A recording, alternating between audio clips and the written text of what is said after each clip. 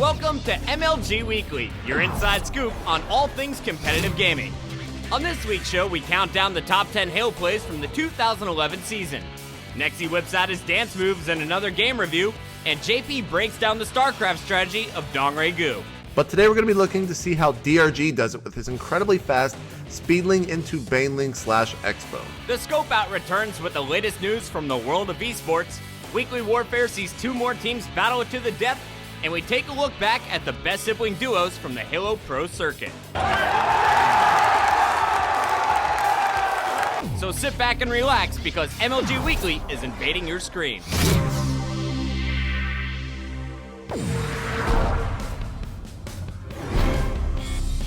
This week, the Infuse Cup saw top Dota 2 squads from around the world battle it out in an online tournament. In the end, American Team Fire beat well-known lineups such as Moscow 5, Evil Geniuses, and Dignitas to take first place. The finals featured a showdown between Fire and Australian team Absolute Legends, with Fire taking the series 2-1.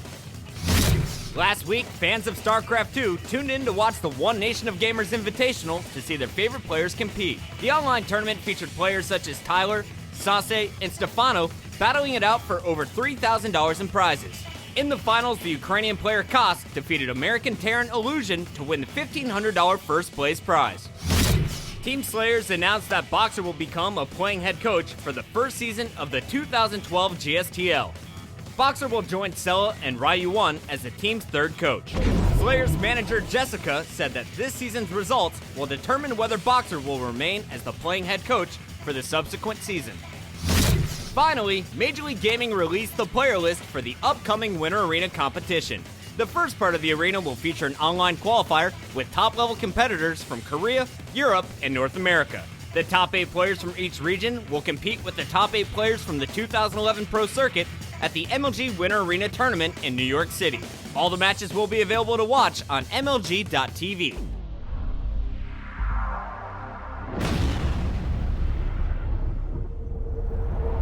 Competing in Halo has always been a family affair. Over the course of 7 seasons, many siblings have clawed their way to the top of the Halo brackets. On this week's Top 5, we count down the most successful Halo siblings from the MLG Pro Circuit. Coming in at number 5 are the Sudeth twins. While their placings have never been spectacular, their enthusiasm for the game has garnered them many fans and detractors. Cries of reality check are frequently heard from the venue floor when the duo is playing well. Starting out in the 2009 season, they've attended 15 events over the past 3 years, most recently fighting their way to a 22nd place finish at MLG Providence. With a career high of 17th place, the twins hope to improve for the 2012 season. At number 4, we have the Texan brothers, Bonfire and It Was Luck. In 2005, they placed second at MLG Chicago and fourth at the National Championships. After their breakout season, the Exit Wound siblings briefly teamed with MLG legend Zyos before settling on a roster with Killer N and Samurai. They capped their 2006 season with an 8th place finish at Nationals and a Player of the Year award for Bonfire. Brothers Ace and Elamite have never teamed together for an MLG event, but between the two of them have more than half a dozen MLG victories. Older brother Elamite began competing in 2005 and would eventually join Straight Rippin', with whom he'd win several events in 2007 and the 2008 MLG National Championship. Tying the game up and then becoming our 2008 Halo 3 National Champions. Elamite's younger brother Ace started competing in 2008 and would find his greatest success with Team Status Quo. After a second place finish at the 2010 National Championships, Ace would finally lead this squad to the top of the podium at the 2011 MLG Dallas competition. Additionally, both players earned sponsorships for their impressive performances, with Elamite earning a Dr. Pepper endorsement in 2008 and Ace earning a contract with Red Bull in 2010.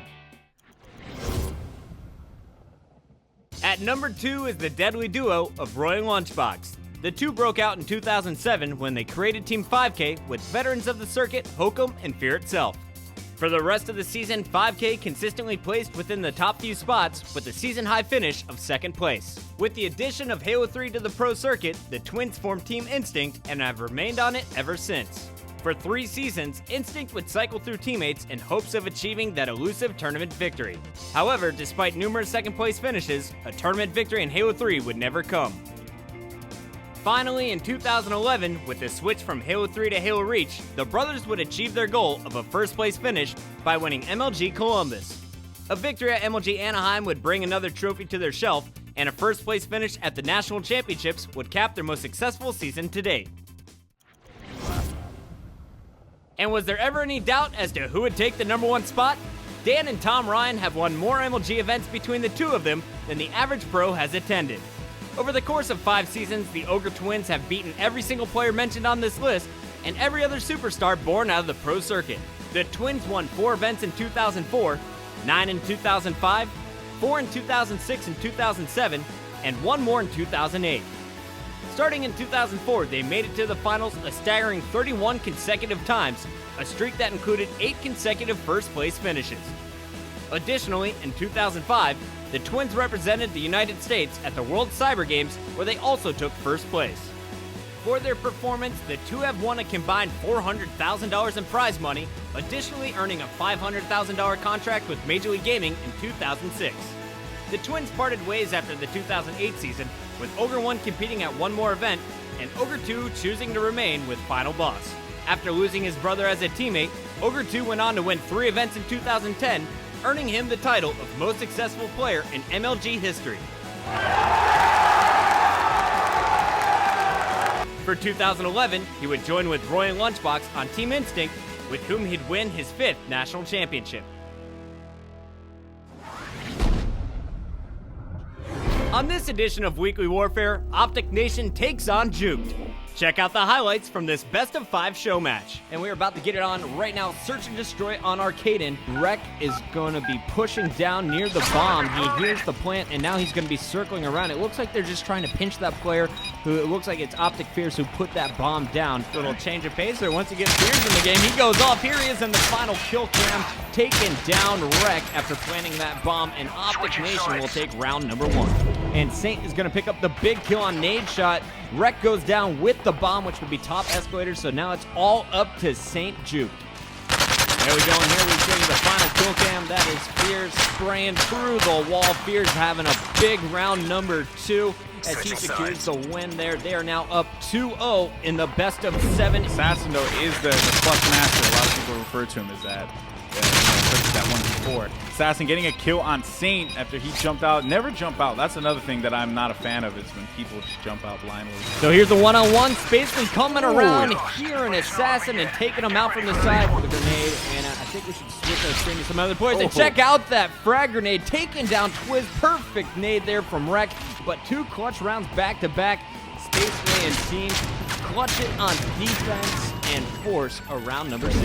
And Rek just got shot from down low on the outside. Feels comfortable enough to put this bomb down over at the B site. Has to watch his back. There you see the 3rd person. It looks like Saint is going to be his defender. And we got Rek throwing that bomb down here for Juke. A 2-on-1 situation. All they have to do is pick up this final kill. And there we got it through the crack, tying the series. Well, it doesn't matter because Fierce gets 2 kills with the Semtex and his PP90. Yeah, Rek is going to be the last man left alive. 1v4, not the kind of situation that you want, especially against a team like Optic Nation. Really, Rek is just in a bad situation. But I like this. I say it all the time. I like seeing people utilizing all the things on the map. He's going to take some fire, getting killed by Assassin in the courtyard. 4-3 is a count. That will be Fierce, and you see here in the kill cam, he saw the guy's head peeking out little by little, went to the steps, and he took him out. A very steady PP90 shot. That'll be Optic Fierce for you. It looks like Image is going to be over at the A bomb site, so we're going to stay on board with Rek, who has taken all kinds of fire, and finally he is going to be cleaned up by Nade Shot. Optic Nation just going in on this Juke team right now. Yeah, Image is going to be the last man standing. Twiz has planted the bomb. It's going to be 39 seconds. Nade Shot. Beautiful jump over with a drop shot on Image, making it 2-0 in the count. Can he do it? 1v2. He knew Assassin was over there at the A-bomb site. Doesn't see him now, looping all the way around. There's Assassin right in your back. Big round for Nade Shot. Already 2 kills, and he is going to end it with the knife on Image. Optic Nation sweeping Juke in game number 2. Yeah, you know, a bomb site, that's the primary area. And the other thing, too, is you want to lay down that bomb as soon as possible. That's exactly what Twizzy did there. He did get hit. 2 kills by Rek with a grenade on Twizzy and Fears.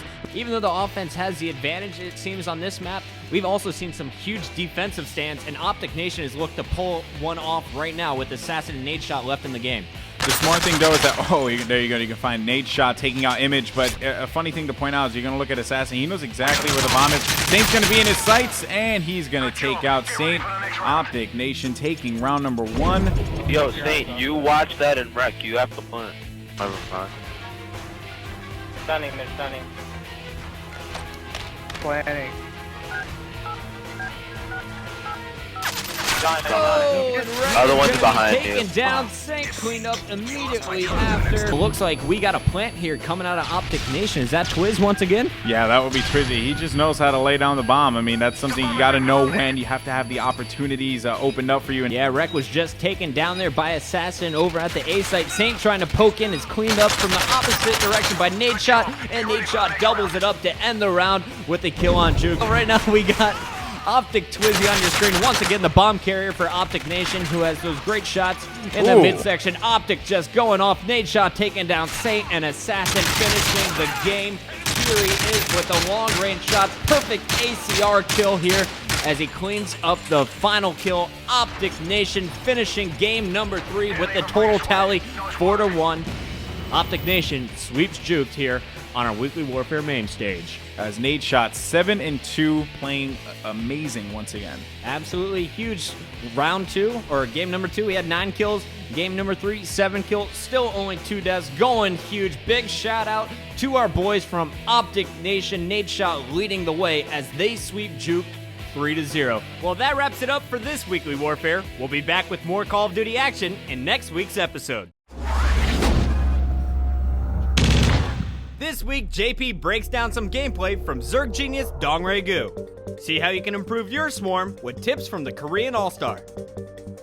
What is up, everyone? JP McDaniel here with another tips and tricks for StarCraft 2. This week, we'll be taking a look at the Zerg baller himself, Dongray Gu. Dongray Gu has been consistently placing 2nd and 3rd place in countless tournaments. We've seen him achieve 3rd place both at MLG Raleigh and at the National Finals in Providence, Rhode Island earlier last year. He is a beastly Zerg who several consider to be the best in the world right now. His Terran vs Zerg is what he is known for, undoubtedly one of the best in the world. But in Providence, he was able to take out Lenok in Winners Round 2 with a quick 2-0. We're going to take a look at his first game on Metalopolis in this intense Zerg v Zerg. There are a couple different openings in this matchup, such as Hatch First and Quick Roach, but today we're going to be looking to see how DRG does it with his incredibly fast Speedling into Baneling / Expo. This build is designed to keep your opponent contained in his base with the early Ling speed, while you drone back at home and have the potential Baneling threat always there. First, let's run through the how, and then we'll get to the why afterwards. Drone up to 9 and make an Overlord, then of course drone up to 10 and make 3 more drones until 13 supply, and with that 13th drone, go ahead and make an extractor to start mining gas.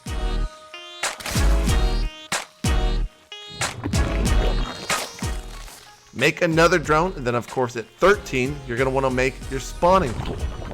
Make sure to switch 3 drones over to mine gas when that extractor is complete, and also drone up till 15 and then make that all-important Overlord. When your spawning pool finishes, immediately research Ling speed, make a queen, and produce Lings. Keep the drones mining the gas. This is very important. Continue to make Lings until you have around 12 and you spawn larva with your queen on your main hatchery. And if you see your opponent doesn't have Ling speed, start to drone quite heavily. The second you see your opponent move out, you want to start making Lings. This is very, very important. And you can spot this by having Overlords placed throughout the map. Another very important thing to do. At around 22 supply, you'll have 300 minerals to work with. Use this to drop a second hatchery at your natural. Also, make sure once you reach 50 plus gas to pull your drones off and put them to work mining minerals. Make a second queen around 4 minutes and 45 seconds and add on your Baneling nest around 5 minutes and 25. The reason I'm saying times and not supply is because you might lose a couple of Lings and your supply is never going to be exactly the same at this point in time. Transfer over some drones to your natural to make sure you're mining from both bases when that hatchery finishes. Also, get a spine crawler to help focus down any oncoming banelings from your opponent. Remember to leave a couple banelings at home in case any Zergling run-bys occur. I cannot stress how important this is and how many times pro players, average players, scrubby players have lost because they simply just did not have anything to defend with at home. Now let's talk about the why. This build is very poke-based and really comes down to unit control. If you find yourself having poor unit control and losing because of it, use this build to practice and do not get too upset even if you dropped a couple of games. Easier said than done, right? Just continue to play, always queue up, and always work on your unit control. You see here that Dongragu never really overcommits with his lings outside his opponent's base. He's just keeping his opponent contained because he does have speed on his Zerglings and his opponent does not. Back at home, he's producing drones, and while his opponent is not, he's getting a bigger economy because of it. Alright guys, remember the 3 things you can take away from this gameplay are: Number 1, try to time your build as close to possible as what DRG did here. He cuts corners because it's very important for him to get ling speed done before his opponent, because he can go home and produce drones back at his base while keeping his opponent in check at his base. Number 2, remember to poke your opponent and never overcommit. Always working on unit control and always spreading overlords across the map to see any oncoming attacks or baneling morphs outside your base. Number 3, always remember to leave a few banelings and additional units back at home so your opponent cannot do a counterattack and throw you for a loop. This has been JP McDaniel. We'll see you next week for some more tips and tricks. On this week's Top 10, we count down the best Halo plays from the 2011 MLG Pro Circuit. Check out all the exciting action right now. What's up, guys? Welcome back to the MLG Top 10. I'm Chris Puckett, counting down the top 10 Halo Reach plays of 2011. Here we go, getting it started at number 10. We got Blaze in Orlando going up against Warriors. Here he is winning the DMR battle against Dursky, but that's just part 1. Here comes part 2 with no shield. Blaze goes up and above clutch with the jetpack and lands the perfect 5-shot to secure the rockets. At number 9, we have Enable from Raleigh going up against Team Classic with both power weapons. Enable goes off, picking up the double. The Rockets come back out for the killing spree and the triple. Coming in at number 8, we have another triple kill for you. This one coming from Dursky in the National Championship match against Instinct. Hits the quick scope for the double on Pistola, then finishes Olga2 for the triple as he secures the hill. At number 7, we have Crim 6 with the no scope of the season. But so it's still gonna. Oh my! What the? I have no idea how that hit. He curved the bullet. Coming in at number 6, we have Russo and Classic with their epic comeback against Status Quo in CTF Countdown. Life is they have a second flag already at their garage doors. Chig is going to be looking to run it in, and they do just like that. Back-to-back tap. I think they might get the third cap. Jump, almost it seems. I don't know exactly what's going on with that. And he punches him in the face twice, and now the game is tied 4-4. Or not a very good spot for Status Quo. They're going to be really far back. Oh my! And Russo He comes did up it! huge with the thing to put in the 5th and final flag cap. On to number 5 with Nated from Straight Rippin'. Here he is in Columbus, absolutely going off against Dynasty. Starts it off with a double kill, hitting the headshot there on Destin. Now pushing up, spots another one, takes down Snipe Down, hits Tizoxic once to the body, finishes his kill for the extermination, and just a little later in that same life, Nated still at the Dynasty base, gets the killing frenzy, 10 kills in a row, and make it 11, baby. Tizoxic, I don't think so. At number 4, Enable is back against Classic once again, this time from Anaheim, going up against Russo, misses his rocket, but uses the DMR to pick up kill number 1. There's the double with the rocket launcher, the triple down low, and then looking up top, hits the rocket for the overkill. At number 3, we got Ace going up against Impact in the winners finals of the Dallas opener. Ace going off with the sniper rifle, picks up the double, the triple, the overkill extermination, secures the bomb plant as Status Quo goes on to become our Dallas champions. Coming in at number 2, we have Warriors going up against Turning Point in Anaheim. Check out Snakebite heating it up with the sniper rifle, takes down Best Man, jumping in the window, the double, the quick shot for the triple, amazing reflexes there, and he's not done yet. Finishes the overkill extermination, securing the flag cap and the win in game number 1.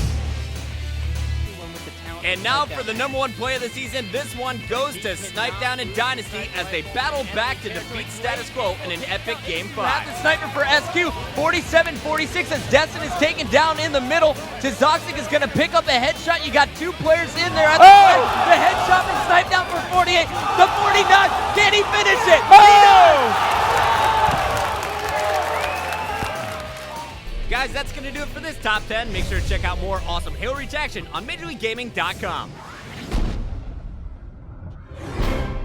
This week, Nexy breaks out his Xbox Connect. Is the Sultan of Slack ready to be Madonna's next backup dancer, or is he just another out-of-luck dreamer? The exciting answer is coming up right now. Konnichiwa! What's up, guys? It's Nexy. Well, this week I was feeling kind of self-conscious, and I kept hearing about those snazzy Connect exercise games for the Xbox. So I went on Amazon.com and started reading some reviews. And there's this one game called UFC Ultimate Trainer, and everyone's raving about it, talking about how great the workout is. So I went down to my local GameStop to pick it up, but they didn't have it. So I'm gonna go on Xbox Live Marketplace and see if we can find a decent replacement. Let's check it out. All right, here we go. Tennis, I hear that's a decent workout. Kung Fu High Impact, sounds awesome. Oh, Just Dance 3. Yes! All right, well, while my game is downloading, I think I'm gonna do a couple stretches. Here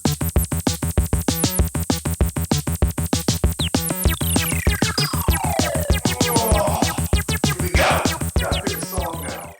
Follow the coach on screen as though following your reflection in the mirror. You follow me.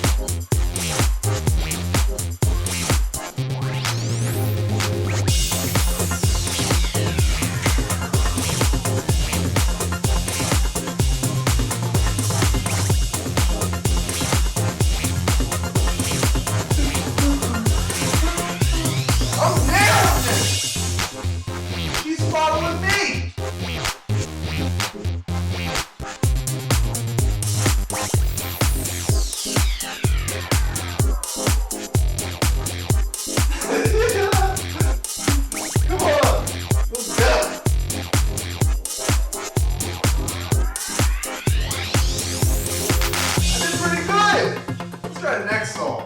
Here we go.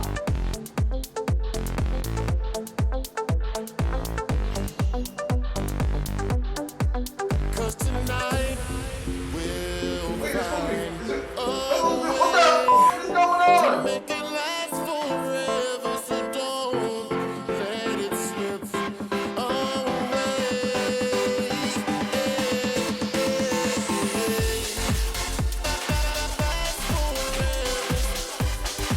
Slow it down, people.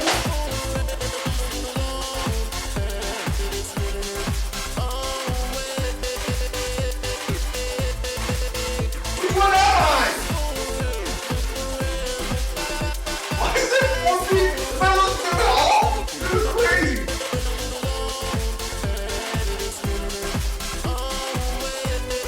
Oh my. What's up, Fergie? Oh, it's the bookshelf. And that's how you do it! I feel pumped up! Yeah, I'm crazy! Look at that! 5,000 points!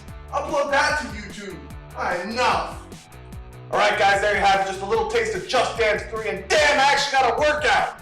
I started to sweat there, and I'm sure if I did a few more songs, I'd be laying in a pool of my own sweat. But I'm definitely picking this up. 1, the music's excellent. 2, it's actually a workout. 3, you can play with your mother, your girlfriend, or your little niece. And 4, I don't know, I just liked it. I had fun moving my body all around. I'm Nexy, and I'll see you next time. Well, that's it for this episode. Come back next week for more awesome competitive gaming action right here on MLG Weekly.